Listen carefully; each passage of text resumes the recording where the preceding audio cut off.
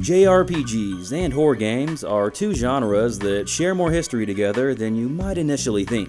I mean, the first survival horror game ever was actually a JRPG as well. We'll talk about that one more in a bit though. Both genres also peaked in popularity in the 90s and early 2000s, then they kind of died for a while, only to have a resurgence again in recent years.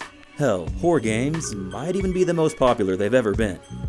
So yeah, with spooky season officially underway, why not make a video about JRPGs with very strong horror aesthetics? Without further ado, let's just get into it. Here's an unranked list of 8 great horror JRPGs that you definitely need to play.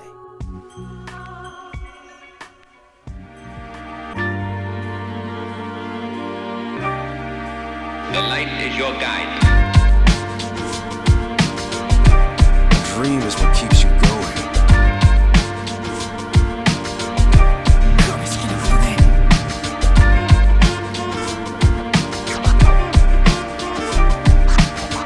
Now is the time to shape your story. Your fate is in your hands.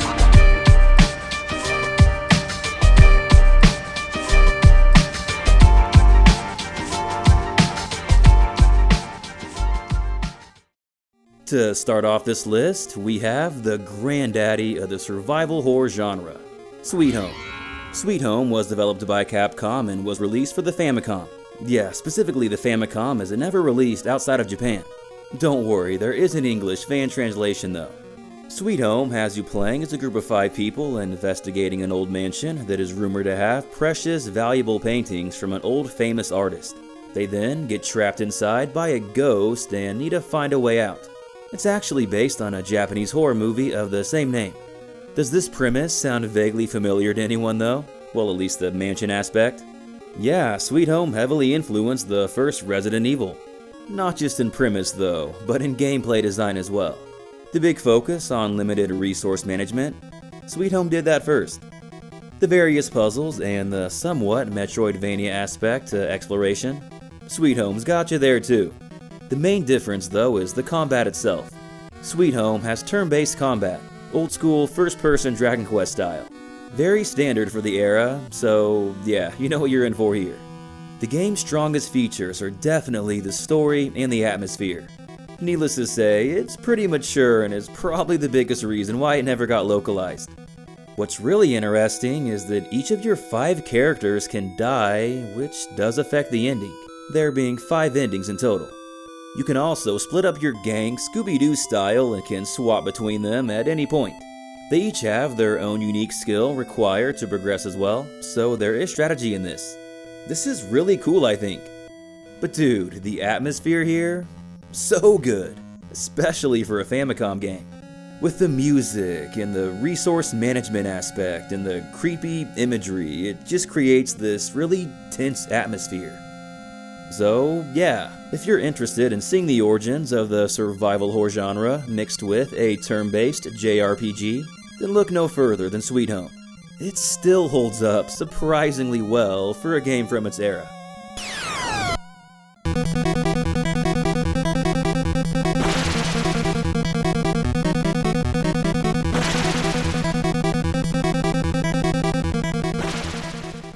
Skipping ahead a couple generations, the next game we have on our list is Koudelka.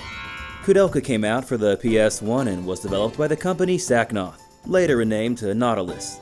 The story has you playing as the psychic Koudelka as a mysterious voice draws her to a nearby mansion again. Yeah, I know, it's a pretty common setting in these games. Koudelka is later joined by the adventurer Edward and the Catholic Bishop James as they try to unravel the mansion's dark secrets. It's an extremely cinematic game with some of the most impressive CGI cutscenes on the entire console. I mean, the game is barely over 10 hours long and still came with 4 discs. It really pushed the PS1 to its absolute limit.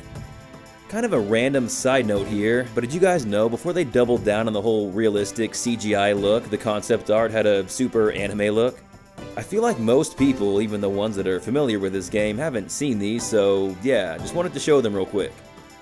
The combat in Koudelka is turn-based over a grid-based battlefield. Admittedly, it is one of the weaker aspects about the game, but hey, at least the battle theme is an absolute banger. As you can probably imagine, the atmosphere in this game is top notch as well. I just love those pre-rendered backgrounds, dude. The dark setting and the feeling you get when playing this game easily make it one of the most unique RPGs on the PS1. I wouldn't say it's a masterpiece or anything like that, as it does have some flaws for sure, but it was the beginning of something great that would be improved upon the next generation. Like Sweet Home, Koudelka has multiple endings, and the bad ending actually leads into the next game on our list. Are all men of the cloth like that? It's senseless to tell you this, but the truth is... What the? Coming up next, we have Shadow Hearts. This was made by the same guys that brought you Koudelka, just on the PS2 this time. Like I was saying a bit ago, Shadow Hearts takes place after the bad ending in that game. It is a standalone experience though, so you don't have to play Koudelka first. You'll get a few references, and that's about it. Koudelka is not a bad game by any means, but in my opinion, Shadow Hearts is much more enjoyable to play. The battle system is just a huge improvement. It uses what the game calls the Judgment Ring, which adds an element of timing to combat. It's like the right amount of engagement without being too much. It's really fun. The coolest thing about this game though is probably just the setting and world. It takes place across Europe and Asia and alters historical events. There's also a big Lovecraftian influence in the monster design as well. All of this just creates a really unique atmosphere. Again, I really love the pre-rendered backgrounds here. It's like a PS1 RPG on steroids and just looks so good. Oh yeah, shout out to the music too. So many bangers on this OST, man, it's great stuff. The story is also quite good as well, with the protagonist Yuri being a big standout. He's a cool and rude dude who can transform into the monsters he's defeated, and yeah, he's just an all-around badass. Shadow Hearts did actually get a direct sequel, which is probably the better overall game. However, it also toned down the horror elements a lot. Like, it's still kind of dark, it's just got a lot of wacky humor as well. Definitely check it out later, but yeah, if you want the stronger horror vibe, go for this first one.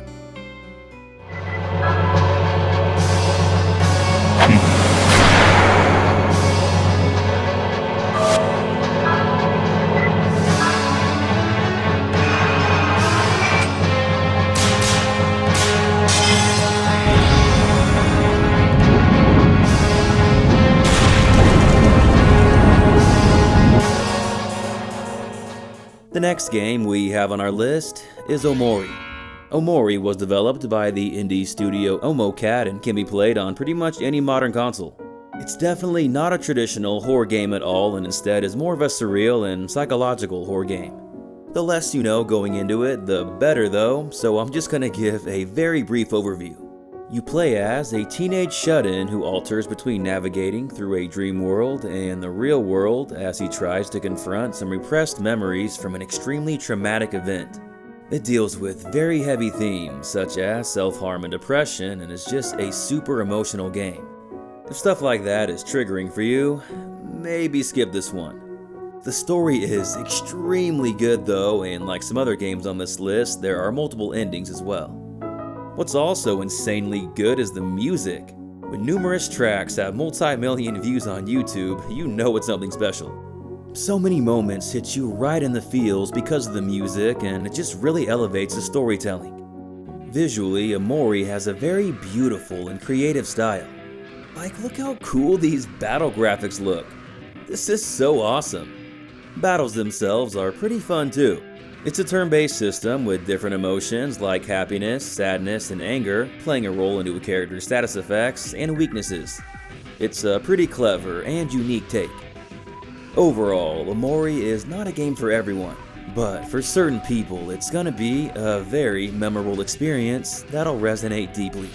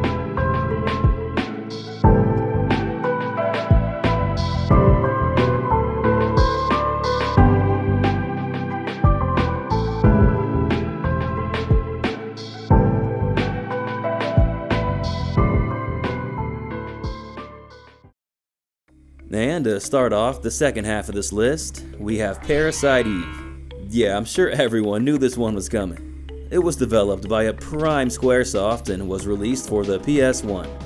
Parasite Eve is kind of like if Final Fantasy met Resident Evil. Well, at least that's what people often say. However, is that really true?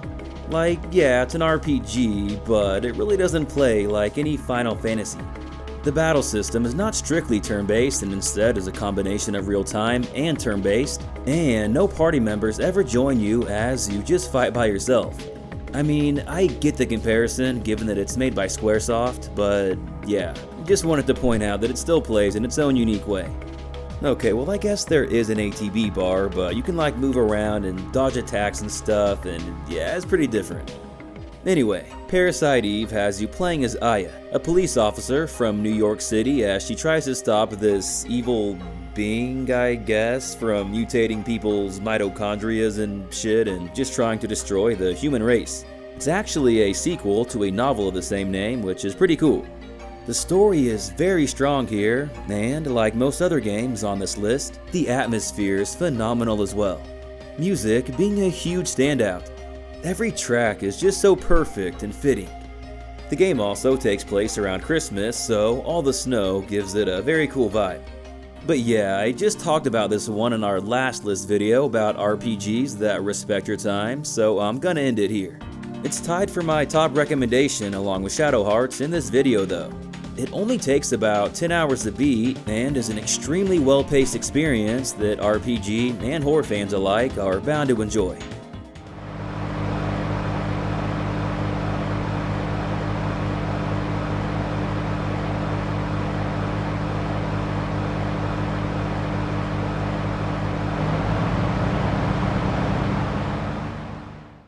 Coming up next, we have Dark Half. Dark Half was developed by West One Entertainment and came out for the Super Famicom. Yeah, there was no official English release, but again, a fan translation does exist.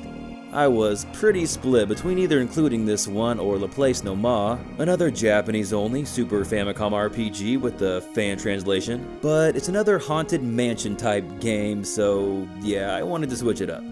I did talk about it in our part 3 to our RPGs with Deep and Mature Story series, so if you want to hear more about it, check that video out. Dark Half has gotta be one of the most unique RPGs on the system. Well, at least like half the game is, specifically the darker half of the game, so the dark half of Dark Half, I guess. Yeah, alright, let me explain. In Dark Half, there are two protagonists, your standard Defender of Justice Falco, and the evil Demon King, Ryukyu. You swap between them every chapter, and at the end of the game, they have a big face-off and you can choose who you want to fight against. Yeah, it's a really cool concept. Breath of Fire 4 fans will surely like this aspect. Falco's chapters are, whatever, but Ryukyu though, now these are awesome. Instead of NPCs giving you information, they give you, well, sustenance as you devour their souls. You can just straight up kill women and children even. I was like, damn, I see why they didn't localize this one. Unfortunately, his battles kind of suck ass. You recruit monsters to your team, however, they're AI controlled and they're dumb as shit. Meanwhile, Falco gets a controllable party, so yeah, okay, I guess both sides do have their pros. Anyway, as you can see, Dark Half is a pretty damn interesting game. I mean, it's got its flaws for sure, but it's just a super unique experience. So yeah, if you want some 16-bit horror RPG goodness, then definitely check out Dark Half.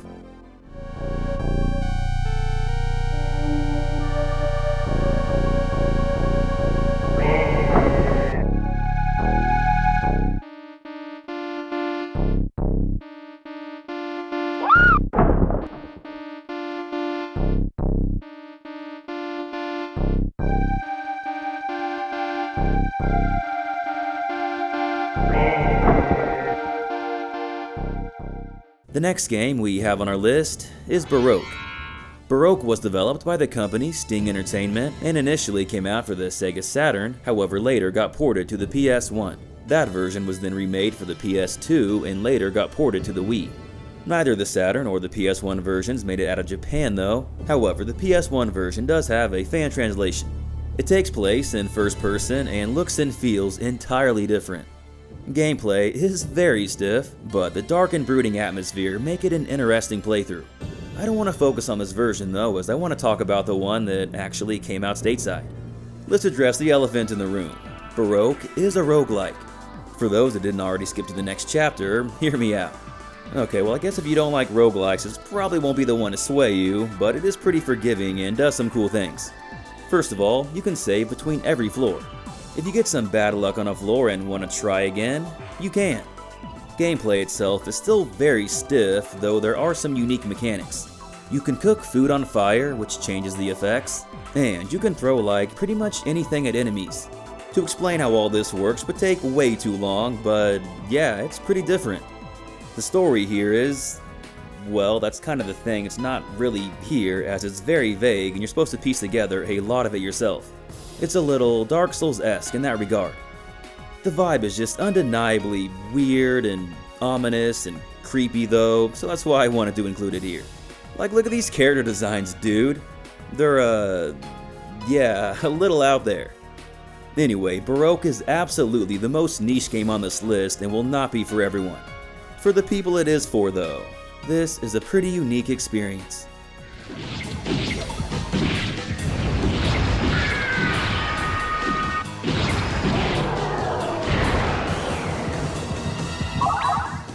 And to finish off this list, we have the entire Shin Megami Tensei franchise. Yeah, a lot of these games could have fit here and I couldn't pick just one. The series has a big focus on the occult, demons, religious symbolism, and stuff like that. Some of the games definitely lean more towards the darker vibes than others though. Like Persona 4 and 5 are great games, but are they fitting for this list at all? No.